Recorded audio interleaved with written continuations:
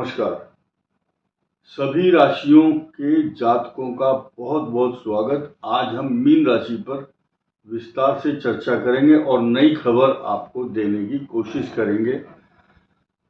फिलहाल 3-4 सब्जेक्ट बड़े इंपॉर्टेंट हैं।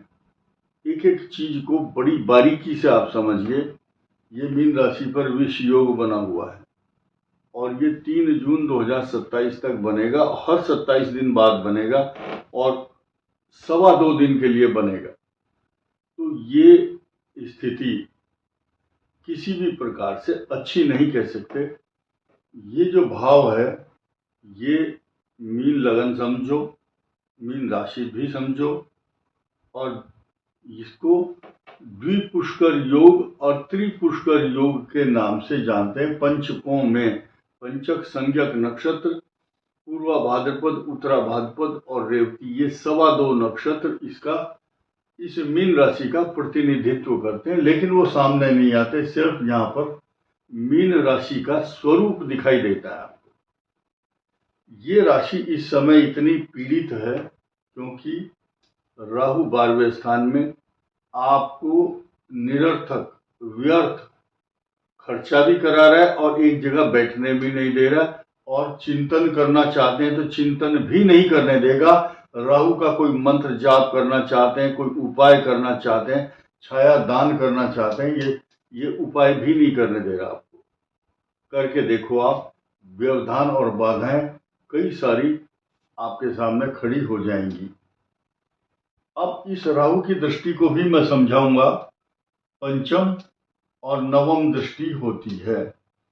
अब मीन के लिए कई सारी समस्याओं का आगाज देने वाला है ये ग्रह, लेकिन इसके साथ साथ मैं ये भी बताऊंगा ये 4 ग्रहों का एकदम परिवर्तन लगातार 4 दिन होगा। 13 सितंबर को, 14 को, 15 को, 16 को, ये 4 दिन लगातार ग्रह बदलेंगे और उसके साथ साथ इसकी तस्वीर भी बदलेगी। काया पलट या तख्ता पलट करने वाले कुछ ग्रह आ रहे हैं और किन किन भावों को इफेक्ट कर रहे हैं उसको समझना बहुत जरूरी है। देखिए ये विष योग मैंने बताया। दूसरा है अतिचारी बृहस्पति, किसी भी तरह से आपको सुख में बाधा पहुंचा रहा है, आपकी नींद में डिस्टरबेंस कर रहा है। और बृहस्पति इस सृष्टि में अतिचारी होना किस चीज को प्रतिनिधित्व करता है ये देखना जरूरी है। 2 राशियां हैं, एक ये और एक ये। धनु और मीन का स्वामी बृहस्पति जब खुद अतिचारी हो और पीड़ादायक राशि में हो, मिथुन राशि में, तो बृहस्पति धर्म, कर्म, ज्ञान, विज्ञान, कला, कौशल तथा ये देवताओं का प्रतीक है। धर्म गुरुओं का जो धर्म प्रवचन देते हैं उन सब के लिए सोना चांदी का भी प्रतीक है। तो इसके अतिचारी होने के मायने अगले 8 वर्ष तक क्या हो सकते हैं। बृहस्पति को जीव कहा गया है, तो जब अतिचारी पोजीशन में है तो इतनी स्पीड से आफत और आपदा झेलता है मनुष्य। और क्यों झेलता है? क्योंकि इसकी स्पीड बहुत ज्यादा है। जब ज्यादा तेज स्पीड में कोई चीज होती है, चाहे हवा हो, आंधी हो, तूफान हो, भूकंप हो, लैंडस्लाइड हो, बाढ़ हो, बहुत तेजी से जीव मरते हैं। जीवों की परवाह नहीं करता ये अतिचारी। ये ऐसे एक ड्राइवर है और 10 सवारियां उसने बिठाई हुई हैं, तो वो देखता है, गड्ढों से बचा के चलता है, बड़े तरीके से और सलीके से चलता है। लेकिन अब ये अपने ही बस में बिल्कुल नहीं है बृहस्पति।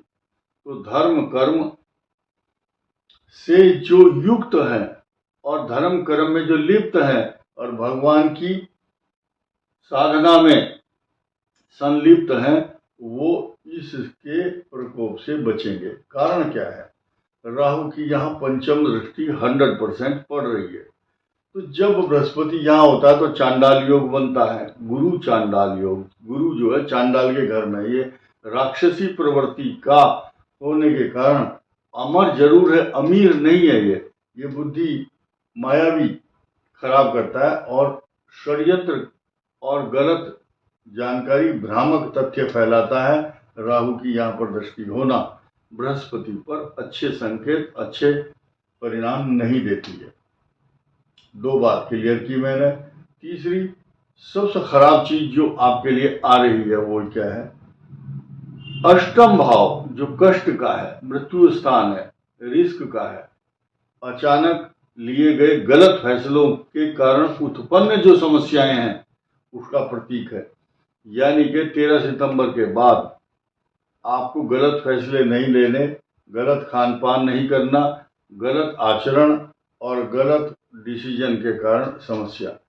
ये बात खुलेआम चुनौतीपूर्ण इसलिए कह रहा हूं क्योंकि भाग्येश स्वयं गड्ढे में चला गया। ये गड्ढा है, पाताल लोक का भी की संज्ञा दी है इसको। तो अशांत है ये मंगल, आपका भाग्य स्थान को, भाग्य को कमजोर कर रहा है। जिसे एक 440 वोल्ट का फोकस मारने वाला बल्ब है, हेलोजन लाइट, और ये है 0 वाट, बिल्कुल एकदम टिमटिमाता है जुगनू के माफी। अब इसका खुद का स्वामी देखिए, यानी कि ये अच्छा फल नहीं दे रहा, साथ ही साथ ऐसी राशि में बैठ गया जिसका स्वामी स्वयं सूर्य की शत्रु राशि में और केतु के द्वारा दृष्ट है, और साथ ही साथ आने वाला ग्रहण भी इस राशि पर ही होगा। तो ये तो छठा भाव है आपका, छठे भाव पर, और राहु की यहाँ पर दृष्टि है, बृहस्पति देख नहीं रहा है। तो कुल मिलाकर के तो ये भाव अच्छा नहीं हुआ आपका, क्योंकि अष्टमेश शत्रु राशि में शुक्र अच्छा नहीं है, और साथ ही साथ इस भाव पर भी राहु की अंगारक दृष्टि है। जब राहु मंगल बैठते हैं तो अंगारक योग बनता है, राहु की यहाँ पर दृष्टि हुई, अंगारक दृष्टि है ये। और 5% आपको लाभ इसलिए मिल सकता है क्योंकि बृहस्पति भी यहाँ पर दृष्टि डालेंगे। लेकिन बृहस्पति की दृष्टि का इतना लाभ क्यों नहीं होगा? क्योंकि एक तो ये अतिचारी, खुद कमजोर, शत्रु राशि में खुद कमजोर, बृहस्पति की यहाँ शत्रु दृष्टि है, तो ये भाव किसी भी तरह से जस्टिफाई नहीं कहा जा सकता। 27 अक्टूबर तक ये तारीख है। अब 4 ग्रहों के बदलाव की बात करते हैं। 13 तारीख को मंगल का बदलाव, 14 को शुक्र का, 15 को बुध का, और 16 को सूर्य का बदलाव अर्धरात्रि के बाद होगा। यानी कि टोटल जिस दिन 17 तारीख होगी सितंबर की, तो ये अपने आप को एक प्रकार की परेशानी में फंसे हुए दिखाई देंगे।